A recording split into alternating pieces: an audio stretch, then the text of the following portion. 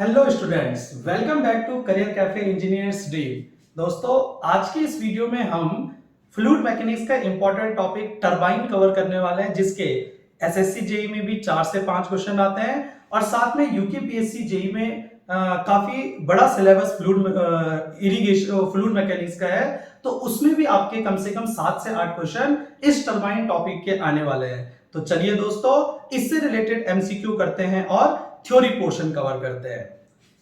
First question आपके पास जो turbine से रिलेटेड है, ये है the specific speed of turbine is speed of an imaginary turbine identical with the given turbine. अब सबसे पहले आपको स्पेसिफिक स्पीड ऑफ टरबाइन पता होनी चाहिए कि क्या होती है। तो स्पेसिफिक स्पीड को ns से डिनोट करते हैं, ये आता है n root p upon h to the power 5/4, यानी कि n मींस आता है actual speed of turbine, p means आता है पावर अवेलेबल, h मींस आता है हेड, यानी कि n root p upon h to the power 5/4 से आप specific speed of turbine calculate कर सकते हैं। अब इसी स्पेसिफिक स्पीड को कैसे भी हम इसको आइडेंटिफाई या कैसे भी हम इसको डिफाइन कर सकते हैं, इसे हम लिख सकते हैं unit power per unit head. Unit power per unit head, यानी कि ऊपर पावर है तो यूनिट पावर लिखी, अपॉन नीचे हेड है तो हम इसे लिख सकते हैं पर यूनिट हेड। यहीं पे अगर पंप आपके पास आए और पंप की स्पेसिफिक स्पीड आए तो ये होता है n रूट पंप आपके पास क्या करता है, मैकेनिकल एनर्जी को हाइड्रोलिक एनर्जी में कन्वर्ट कर देता है। तो पंप में आपको पावर ना मिलके आपको क्या मिलेगा, वाटर डिस्चार्ज मिलता है, और उसमें आपके पास जो मतलब ये आता है n root Q upon h to the power 3/4, यानी कि वहां पे वर्डिंग बनेगी यूनिट डिस्चार्ज पर यूनिट है। तो अब अगर हम ऑप्शन मैच करें तो delivers unit discharge under unit head, ये तो आपके पास पंप की स्पेसिफिक स्पीड आएगी, हमें टरबाइन पूछा है। डिलीवर यूनिट डिस्चार्ज तो आएगा नहीं। Develops unit horse power under unit head and develops unit horse power under unit speed, तो यूनिट हेड होता है, यानी कि ऑप्शन नंबर सी आपका मैच हो जाएगा, unit horse power under unit head. Point clear. चलिए अब बढ़ते हैं नेक्स्ट क्वेश्चन की तरफ। नेक्स्ट क्वेश्चन हमारे पास है टरबाइन का, जो आपके पास क्वेश्चन है, hydraulic turbines are the machines which convert water energy into. ये इंपॉर्टेंट क्वेश्चन आता है टरबाइन का भी और पंप का भी, कि टरबाइन कौन सी एनर्जी को कौन सी एनर्जी में कन्वर्ट करता है और पंप कौन सी एनर्जी को कौन सी एनर्जी में कन्वर्ट करता है। तो आपको पता है कि टरबाइन में क्या होता है, ये आपके पास कोई टरबाइन हमने बना दी, ये टरबाइन है, ये लगी हुई है। अब इसमें आपके पास वाटर एनर्जी या हाइड्रोलिक एनर्जी आपके पास आएगी।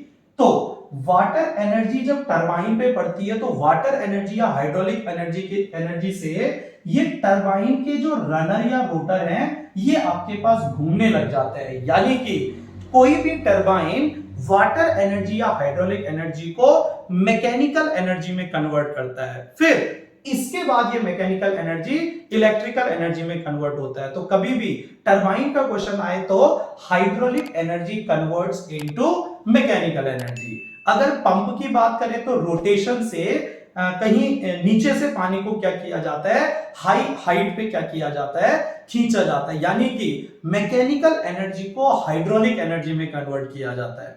Point clear. तो यहां से आपका आंसर हो जाएगा option number A, mechanical energy.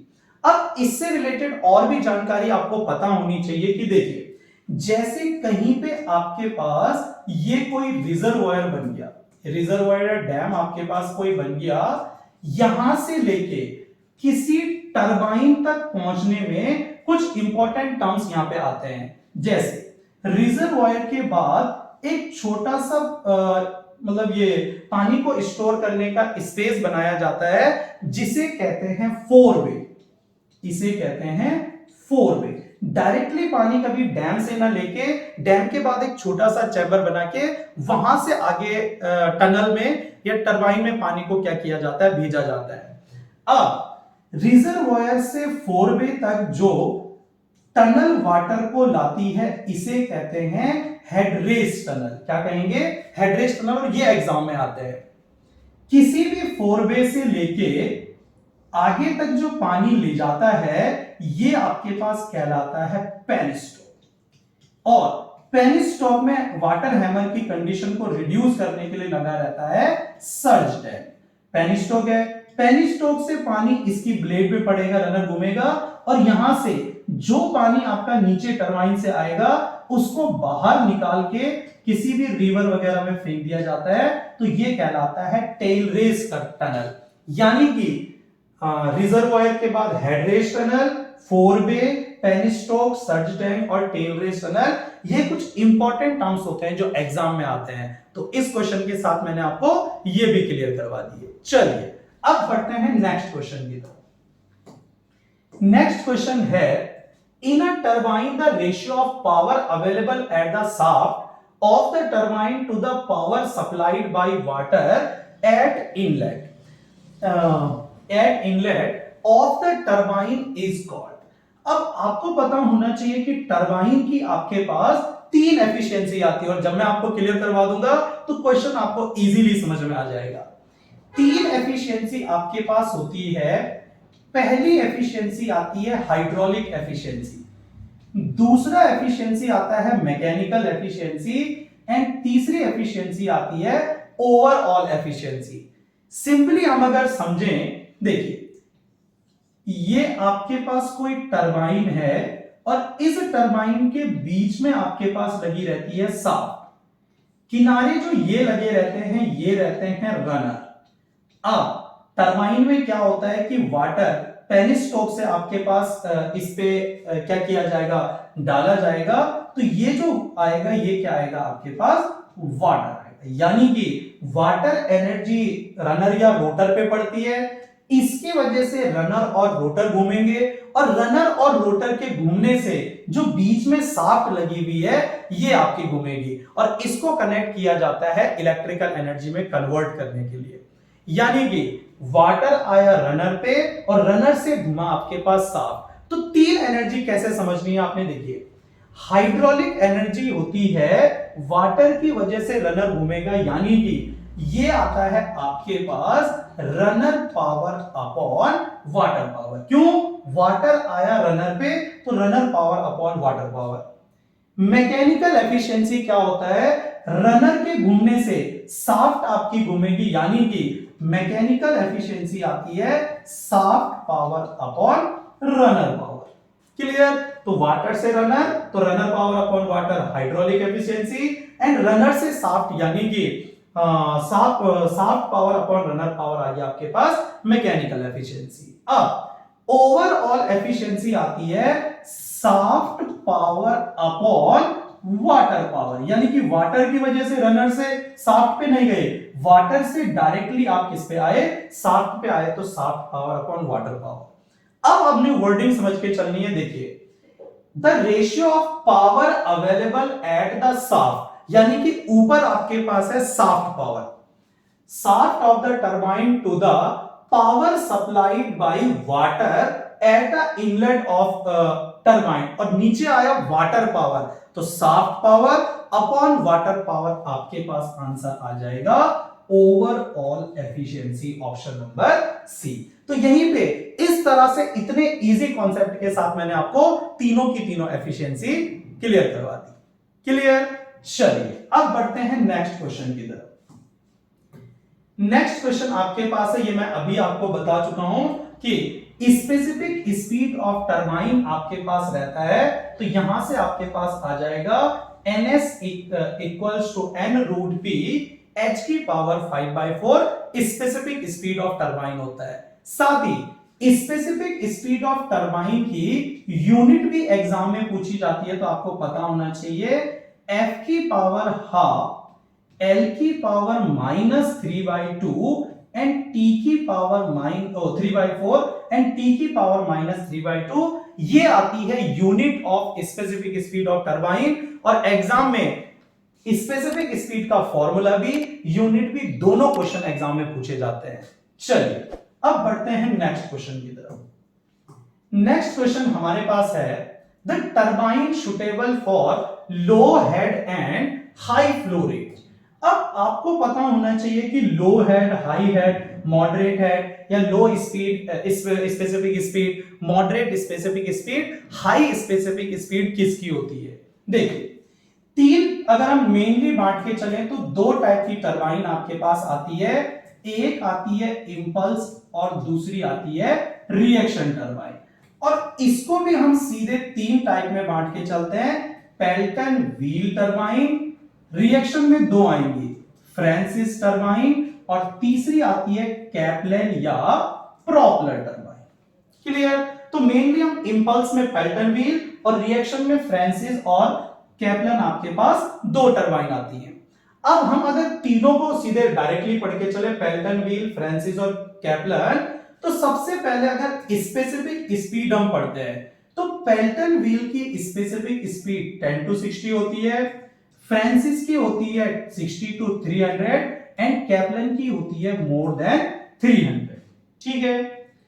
Head की बात करें तो जिसकी स्पेसिफिक स्पीड कम होगी उसका हेड हमेशा ज्यादा होता है, यानी कि ग्रेटर देन 150।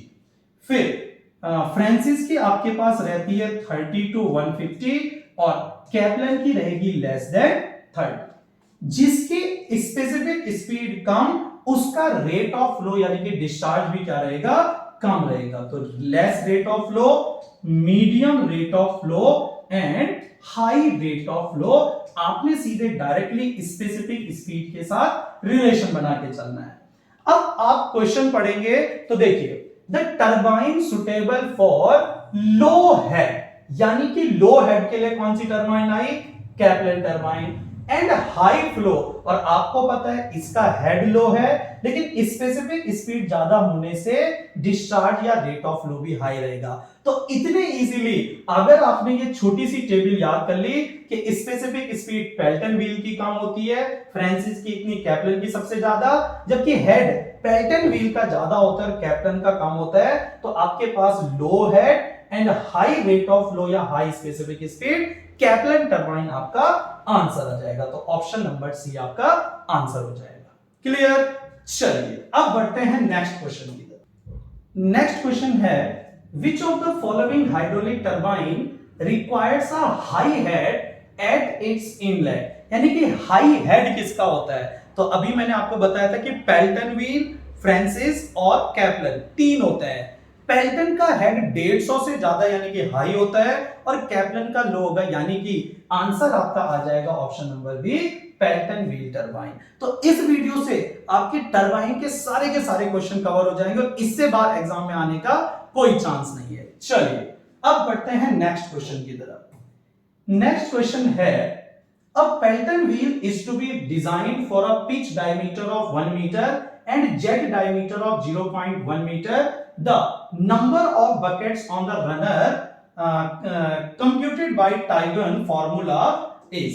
अब आपको पता होना चाहिए कि किसी भी पेल्टन व्हील या इंपल्स टरबाइन में नंबर ऑफ बकेट निकालने का फॉर्मूला आपके पास होता है और फॉर्मूला आपके पास आता है d/2d प्लस 50, जहां पे कैपिटल D रहता है pitch diameter and small d आपके पास रहता है जेट डायमीटर, यानी कि जो व्हील आपकी घूम रही है वो पिच डायमीटर आएगा और जो जेट आपके पास वाटर का पड़ रहा है वो स्मॉल d से डिनोट किया जाएगा। अब हम यहां पे वैल्यू पुट करें तो pitch diameter 1 metre upon 2 into jet diameter 0.1 plus 50, तो ये आ जाएगा 1 अपॉन पॉइंट ऊपर आएगा तो 0 अपॉन ये प्लस 15, यानी कि ये आ जाएगा 5 प्लस 15 20। ऑप्शन नंबर ए आपका मैच हो जाएगा कि उसमें नंबर ऑफ बकेट कितनी होंगी, 20 होंगी। अब इंपल्स टरबाइन और रिएक्शन टरबाइन जो दो टरबाइन होती है इनमें आपको क्लियर होना चाहिए कि क्या होता है। देखिए इंपल्स टरबाइन में हमेशा पानी को पेनिस्टोक से मारने के लिए नोजल लगता है, जबकि जो रिएक्शन टरबाइन होती है इसमें आपके पास यूज होती है ड्राफ्ट ट्यूब। ड्राफ्ट ट्यूब इस तरह की ट्यूब रहती है जिसका टेपर्ड एंगल लगभग मैक्सिमम 8 डिग्री के अराउंड होता है। इनकी अगर रनर की बात करें तो इसकी बकेट इस तरह की होती है, इस शेप की बकेट शेप की होती है, जबकि रिएक्शन टरबाइन की प्लेट शेप की आपके पास बकेट होती है। इंपल्स टरबाइन में जो जेट है उसको स्पीड से मारा जाता है बकेट में, जिसकी वजह से आपके पास ये रनर घूमेगा, जबकि रिएक्शन टरबाइन में ड्राफ्ट ट्यूब से पानी स्पीड से नहीं, जेट से नहीं मारा जाता है, ये इससे होके जाता है, फोर्स की वजह से या लोड की वजह से इसको क्या करता है, रोटेट करता है। तो ये छोटे छोटे पॉइंट हैं जो आपको क्लियर होने चाहिए। और अगर आप लोग इन पूरे टॉपिक को बढ़िया से क्लियर करना चाहते हैं तो आप करियर कैफे के नोट्स भी अरेंज कर सकते हैं, जो कि आपको यहाँ जो स्टूडेंट क्लासेस लेते हैं उनसे आपको अरेंज हो जाएंगे। तो वहां आपको डिटेल में ये सारी चीजें मिलेंगी, जिससे आपको, और उससे बाहर एग्जाम में आने का कोई चांस ही नहीं है। तो वहां आप इनको टॉपिक को और डिटेल में क्लियर कर सकते हैं। चलिए अब बढ़ते हैं नेक्स्ट क्वेश्चन की तरफ। नेक्स्ट क्वेश्चन है n equals to speed, p equals to power, q equals to charge, h equals to head of water, then the unit speed of turbine is given by। अब तीन चीज आपके पास बहुत important आती है, एक आती है unit speed, unit discharge and unit power. अगर यूनिट स्पीड की बात करें तो ये होता है n अपॉन रूट एच, यानी कि actual speed upon root H. Unit discharge की बात करें तो ये आता है Q अपॉन रूट एच। और अगर यूनिट पावर की बात करें, तो ये आता है P upon H to the power 3/2।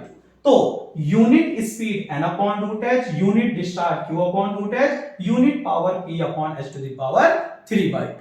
अब क्वेश्चन क्या पूछ रहा है कि यूनिट स्पीड हमें बतानी है, तो हम बता सकते हैं n अपॉन रूट एच। अगर ये आपके पास आएगा Q अपॉन रूट एच, तो ये आपके पास आ जाएगा ये डिस्चार्ज आपके पास आएगा, यूनिट डिस्चार्ज। Point clear? तो ये एग्जाम में क्वेश्चन आते हैं। चलिए अब बढ़ते हैं नेक्स्ट क्वेश्चन की तरफ। नेक्स्ट क्वेश्चन है draft tube is used for discharging water from the exit of. और ये मैं आपको अभी बता चुका हूं कि ड्राफ्ट ट्यूब आपके पास किसी भी रिएक्शन टरबाइन में आपके पास आता है। और रिएक्शन टरबाइन में आपके पास दो चीजें आती हैं, एक फ्रांसिस टरबाइन, एक कैपलन टरबाइन, जो कि अभी मैं आपको वीडियो में बता चुका हूं। तो इसका आंसर आपका कैपलन टरबाइन हो जाएगा। क्यों? इंपल्स टरबाइन का एक ही टरबाइन इंपल्स टरबाइन में आती है, पेल्टन व्हील टरबाइन, और रिएक्शन टरबाइन में दो इंपॉर्टेंट या तीन आप कह सकते हैं, फ्रांसिस टरबाइन, कैपलन एंड प्रॉपलर। तो यहां से आपके पास आंसर बी आ जाएगा, कैपलन टरबाइन, जिसमें ड्राफ्ट ट्यूब यूज होती है। Point clear? चलिए अब बढ़ते हैं नेक्स्ट क्वेश्चन की तरफ। नेक्स्ट क्वेश्चन है, ये क्वेश्चन मैं आप लोगों के लिए नंबर से लेके आया हूं, क्योंकि आपको पता होना चाहिए, जैसे कि आपके पास रिनॉल्ड नंबर होता है, फ्रॉड नंबर होता है, वेबर नंबर होता है, ऐसे यूलर नंबर होता है, मैक नंबर होते हैं, या कॉची नंबर जिसे भी कहते हैं। ये 5-6 नंबर्स आपके पास हैं जो बहुत इंपॉर्टेंट है, डायमेंशनलेस नंबर भी इन्हें कहते हैं, और इनसे एग्जाम में क्वेश्चन बहुत ज्यादा पूछे जाते हैं। अब देखिए वेबर नंबर की बात करें कि वेबर नंबर किसका रेशियो है, तो देखिए ऊपर कोई भी नंबर आपके पास होगा, ऊपर हमेशा इसमें इनर्शिया फोर्स आता है। रिनॉल्ड नंबर ले लो, इनर्शिया अपॉन विस्कस फोर्स आता है, ऊपर इनर्शिया है, नीचे विस्कस है। फ्रॉड नंबर की बात करें तो inertia force upon gravity force, यानी कि ऊपर इनर्शिया फोर्स है। अब वेबर नंबर में याद करने का तरीका क्या है, आप सीधे इसे याद कर सकते हैं विस से। विस मींस वेबर के लिए सरफेस टेंशन, यानी कि वेबर नंबर इक्वल्स टू आ जाएगा inertia force upon surface tension force. तो ऑप्शन आपका मैच हो जाएगा, option number D, inertia force and surface tension force. Point clear? ऐसे ही अगर आपके पास यूलर नंबर आता है तो आप याद रख सकते हैं ईपी से। EP means Euler number equals to inertia upon pressure force. अगर आप मैक नंबर याद करना चाहते हैं तो आप याद कर सकते हैं मी, मी मीन्स है मैक के लिए आपके पास इलास्टिक फोर्स आएगा। Point clear? चलिए अब बढ़ते हैं नेक्स्ट क्वेश्चन।